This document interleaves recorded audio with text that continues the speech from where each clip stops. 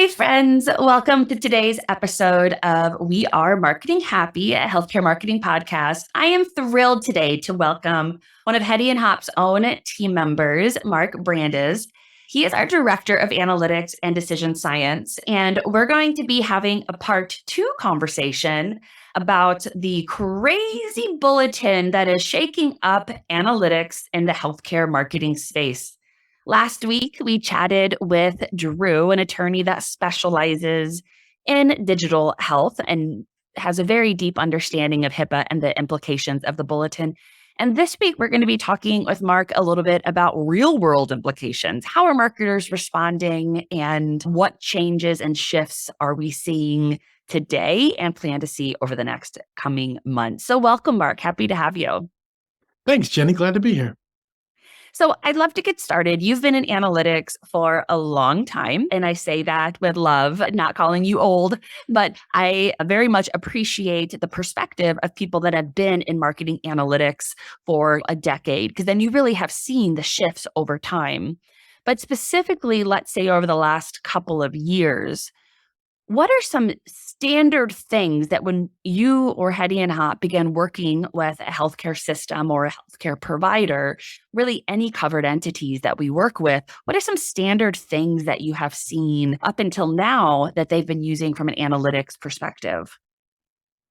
Yeah, so over the past few years, things have definitely shifted on us. I think the first big domino was probably when GDPR hit. There was already talk about privacy and patient confidentiality before that. When GDPR hit over in the EU, that's when really people started to really take it seriously that, hey, there's something going on with this privacy stuff and we need to be careful of what we do. And so in the States here, it wasn't our law, so it doesn't necessarily affect us, but there still was the ripple effect of, well, we should be thinking about this too. And a lot of places already started to proactively kind of take some of those steps, putting up some cookie banners, asking people for consent before they go on the website, letting them know how the cookies are being used. So some of that already was changing, which was a good step. And then you had some other some other legislation that came in, like the CPA in California. Then there's a few others that are in the process of getting put into law now across several different states. And so all of those are going to have very similar kind of things where you're going to need consumer consent. You're going to have to let people know what you're doing with their data and their information. So that was an excellent overview. Thank you. So in general, I mean, I will say that if you think about all of the covered entities that we work with across the country, regardless of size, we work with some of the largest hospital systems in the country, all the way down to single or perhaps multi-level groups. Almost all of them are using Google Analytics. Almost all of them are using Google Tag Manager. A lot of them are using call tracking software.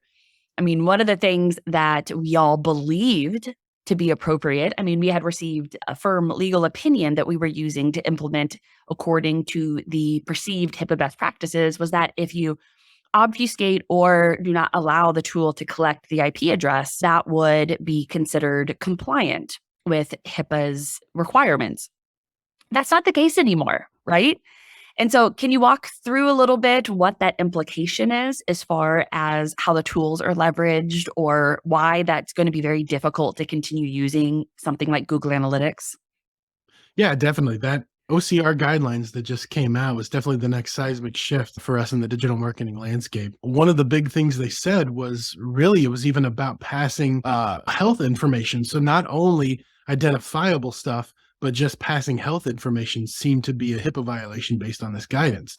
So one of the things that we really focused on was on some of our clients' websites, even a page that talks about a specific ailment or a specific diagnosis, passing those to that third party could be seen as a HIPAA violation now based on this guidance. And so that's a really interesting shift. Before now, it was kind of common to just, you put the page view tag on the website across all the pages so you can track them all and see how people are looking at them, what the volume is. And now you're probably going to have to be a little more careful about what pages you're putting on these. It specifically called out things like login pages, anything after a login. So anything after a user's been authenticated, those definitely seem to be off limits at this point. But even some of the non-authenticated pages, like I mentioned, you're gonna have to be careful where you're putting stuff. So certain forms that get submitted, if they're on a certain page, even if you're not collecting what's on those forms, like what's in them, the fact that they were put on that page would indicate that the user was interested in that information, and therefore that could be seen as some PHI that you're providing that other software. So that's one of the big shifts that's happened. And I think the biggest thing is it came kind of out of nowhere. It was kind of a surprise to us. It wasn't there was legislation that we were seeing moving through the system, and we were watching it and seeing what the impact was, and we could prepare for it. You know, because HIPAA was already in place, and this guidance has just kind of adjusted how we look at that and what it applies to. I think everybody was taken by surprise a little bit. So I think there's been a lot of scrambling. So some of the softwares that we've been really comfortable with, like Google Analytics, software's been comfortable with, like Google Tag Manager, or even some CRM tools, right? Or some of our platforms that we use, Facebook, Google Ads, Twitter, things like that. Those pieces of software that we were kind of comfortable using, passing data to them, using that to optimize our own campaigns, a lot of that has become a little hazy now about what we can and can't do. Yeah, let's talk about third-party pixels, because we saw the FTC leveraged a huge fine against GoodRX, who is not a covered entity, by the way, but they are still in the healthcare space. So it again calls out the importance of paying attention to safety and concern of patient data, regardless if you're a covered entity or not. But they really got in trouble for having meta pixels on their website. And they actually, in the settlement of it, said that they believed still that they were willing to pay the fine, but they still believed they were following marketing best practices by having those pixels on. Talk to me a little bit about how third-party pixels work. Like if you're explaining it to a super non-technical person, which I think is one of the big difficulties that marketers have when working with their internal legal teams, is explaining how pixels work. So give that to us a little bit, if you don't mind. Yeah, definitely. That the GoodRX one in particular was quite interesting to me, because if you were to read what GoodRX's response was to that, it sounded like any company you could pick across the states, that's exactly what they would be saying as well, right? Like, we did, this was best practice. We didn't do anything out of the normal. It's just all of a sudden you're telling us it isn't okay to do that anymore. So it was really interesting seeing that. And what's tough is that if you look at the way, I can't remember what's the name of the entity, not the OCR? Is there? Health and Human Services. Yeah, HHS. Yeah, sorry. Yeah. So if you look at what HHS came across and what they said was that it shared all of this private information. They've done all this on that. And what's tough is that it's tough to find out where's the truth in that, because I don't think GoodRx was intending to do that, at least based on their response. But because of the way some of these pixels work, they almost feel like black boxes, so to speak, right? You put that pixel on and your intention is that you're sharing, hey, this random user clicked on my ad, they did my conversion. That's great. Let Facebook know that, or let Google Ads know that, so that Google Ads can then optimize your campaigns. But what's interesting is when you actually think about, well, what does that optimization means? Typically it means, well, that person did it, so I'm going to find more people like that. And in order to do that, then the service has to know something about those people, about what they've been doing, what sites they've been doing, who they are. And so once you start thinking about kind of the mechanics that go into that, it's like, oh, I guess they are providing some information. And again, I think most places are doing that with the intention of just, I want to make sure that I get to the people that want my stuff. I don't want to just be spraying it out and spamming people. I want to get to the people that really need it, right? I think about a place like an addiction service or something like that. You're trying to send out some information, some marketing to let people know, hey, this service is out there. If you're struggling, we're here to help you. But without the kind of data that you need to really target in on people that may be struggling, people that may be needing help with that, you could end up sending that message to a bunch of people.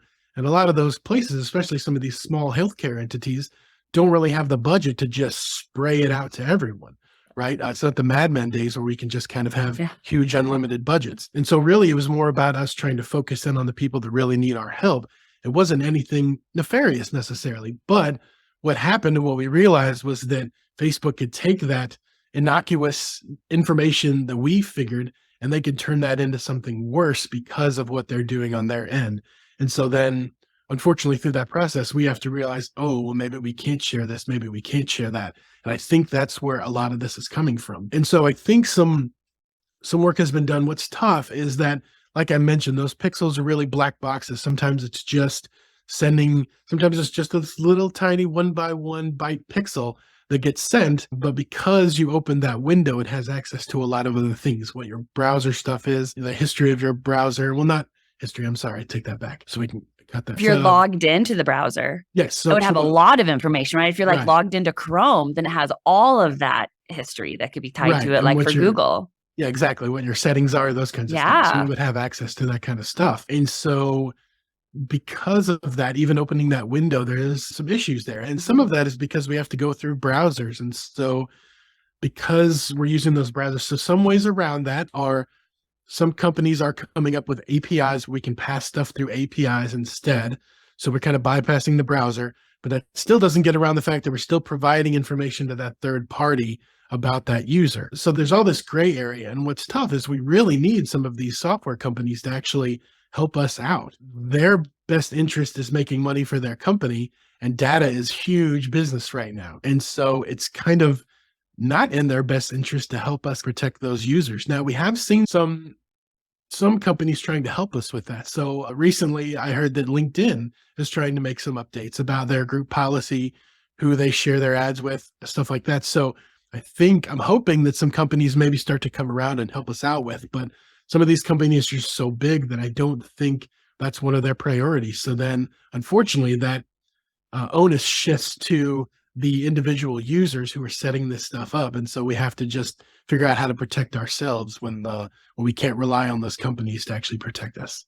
Yeah, that's such a great point. And I think it's interesting too, like Google's so large, but I think their days of being the forefront runner in innovation are behind them. So expecting them to respond as quickly as smaller companies can to be able to capitalize on this opportunity to begin billing a lot of healthcare organizations that have previously been using their services at no cost, it may take a lot longer for them to respond than it would have a few years ago. So one of the things I've been really proud about at Hedy Hopp is the way that we've been responding to this. So we like to say pivot with positivity because you never know what's going to happen next in healthcare marketing. But we partnered with Drew to be our legal counsel, and we've developed 3 tiers of risk and a great 3-step process that allows our clients to work with us to really bridge the gap between their internal legal teams and what the marketing team wants to do.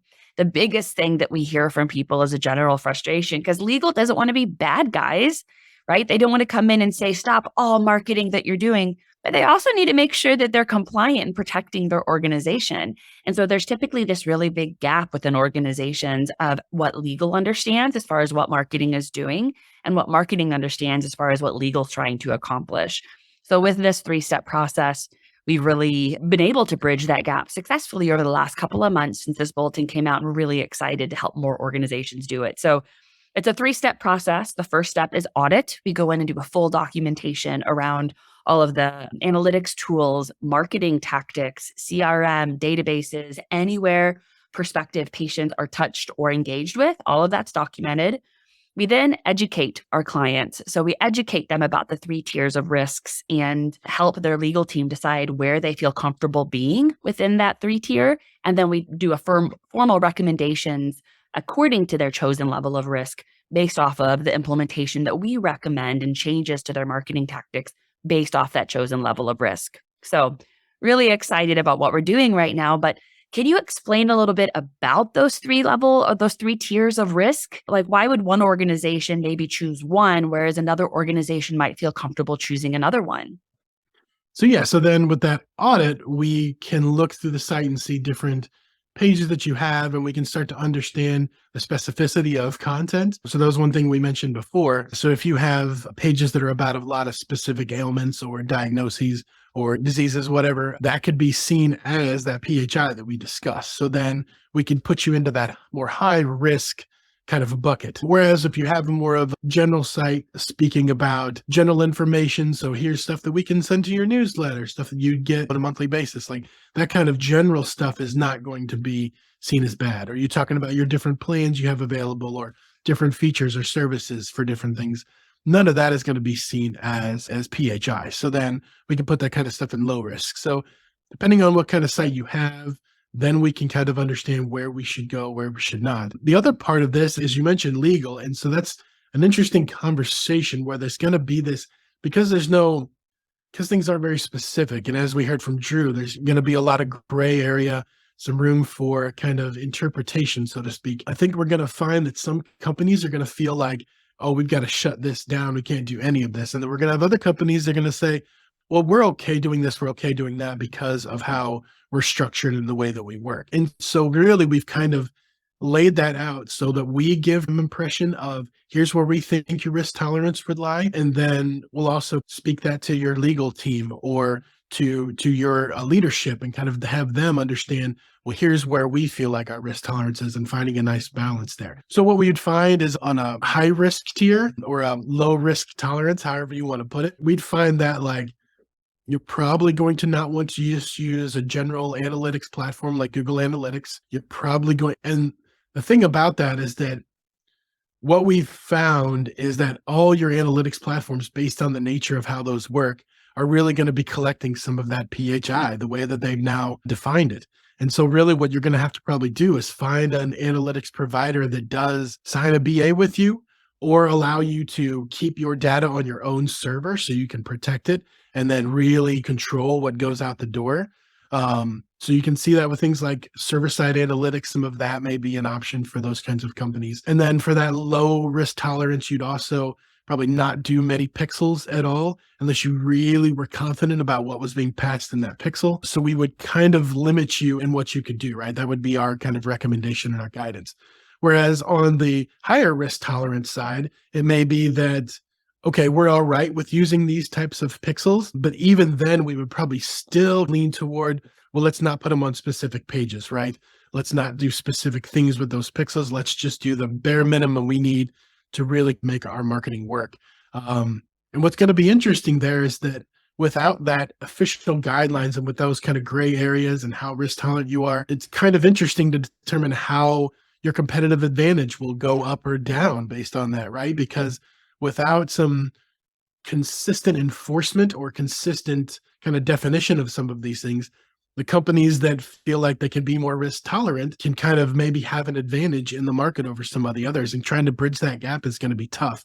But I think there are creative ways that we can help the low risk tolerance clients still get around and still make it work. So there's contextual advertising that we can use, things like in Google Ads where we can look for other things people have searched, and then we can give ads based on those things, right? So instead, we don't really know anything about them. We're using the information they're providing us at the time to really help them see that, yes, we have some options for you. So I think there's stuff we can still do for those low risk tolerance, but it's definitely going to be a little bit harder of a road for sure. And then finally, well, there's going to be, like we mentioned, there's going to be gray areas. So there's low and there's high, and then there's going to be a lot of stuff in between. And so I think we're going to have different points of, yes, we're okay using Google Analytics, but no, we don't want to use these pixels. Or we'd rather just use generic click tracking, like a Lucky Orange or a Crazy Egg or something like that, which we're still not clear about if that's passing user information. We think it's probably okay, but again, still gray area. We're all trying to figure it out right now. So. Yep, absolutely. And I think the thing that is exciting for me based off of our organization's passion about improving patients' access to care is we're trying to go in and help both groups be successful, right? Like we want legal to feel comfortable in the tools and processes that marketing is using so they're comfortable with the level of compliance.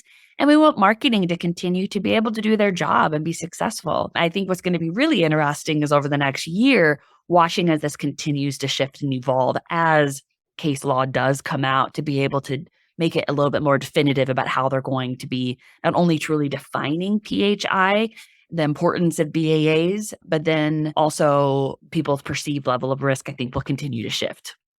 So Yeah, for sure. Perfect. Well, thank you so much for being on today, Mark. For any of you that are currently struggling with this, and whether you're on the legal side or on the marketing side, know that we'll be on your side and we'll help both sides of the groups feel comfortable with the solutions. We'd love to work with you. Give us a call. We have just a couple of additional slots available over the next couple of months to take on some additional clients for consulting work outside of our normal client workload. So give us a shout. Would love to work with you and help you solve this problem. So have a great day and thank you for tuning in.